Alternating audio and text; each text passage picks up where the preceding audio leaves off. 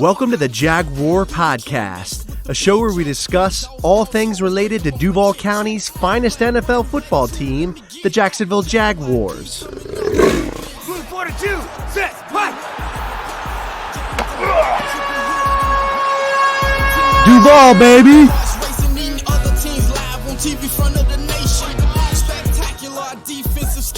Hey, everybody, it's Andrew, and welcome to episode 100 of the Jaguar Podcast.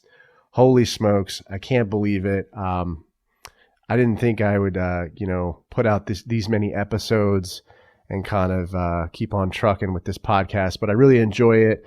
And a special thank you to all of my subscribers and listeners. Really appreciate the support, and go Jaguars. All right, so in this episode, we are going to be discussing whether the Jags should tank for Trevor Lawrence. I am so tired of hearing this on social media. We should tank for Trevor Lawrence. Gardner Minshew sucks. I could not disagree more. We should not tank for Trevor Lawrence. It's just foolish. Idiot! The guy's a great quarterback. Will be a number one, draft pick, or definitely go in the first round. But I mean, why tank the whole season just to get him? The Jaguars haven't had a lot of success at the quarterback position. And we have a guy, on, a rookie contract. We have him for cheap. And now we want to just tank the whole season to get Trevor Lawrence. It's absolutely foolish. I do not think we should do it. Be that as it may, though, I still think Trevor Lawrence is a really great player. He's got great, physical size, ideal, size for a quarterback. He's got a great arm, and he makes, decent decisions for the most part. But there's a few concerns that I have. And number one, I don't think he steps up into the pocket when he's, being pressured very well. I don't think he's very mobile either. Like if you pressure him, he's not going to be able to get out of the pocket and make a play happen or, throw on the run. And that's where Gardner Minshew excels. He's able to kind of create plays, and he's very mobile. But I just think Trevor Lawrence, I don't see that, in his play or his highlights. I think throughout his tenure at Clemson, he's had a pretty good offensive line, and Gardner Minshew has played with a really poor offensive line and not many weapons around him. So, I think when Trevor Lawrence gets to the Jaguars, if he was selected by Jacksonville, I think he's going to have some trouble, right? He's not going to have that offensive line that he had at Clemson. He's probably going to get pressured more. He's going to throw picks. He's going to make mistakes. And everybody just thinks that, a rookie quarterback is going to play well their first season. It takes, on average, I would say 2 to 3 years for a quarterback to learn how to play in the NFL, to read defense, and, to be able to make plays and get better. And I don't see Trevor Lawrence, being a phenomenal player his first year, in the NFL. It takes time.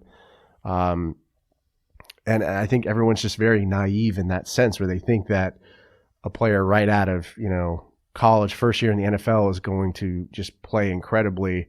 It doesn't happen very often. But look at Gardner Minshew. His rookie season, look at the numbers he put up. It's incredible. And he just doesn't get the credit that he deserves. And it's really a shame. So, I just don't think it's a smart move to tank the whole season for Trevor Lawrence.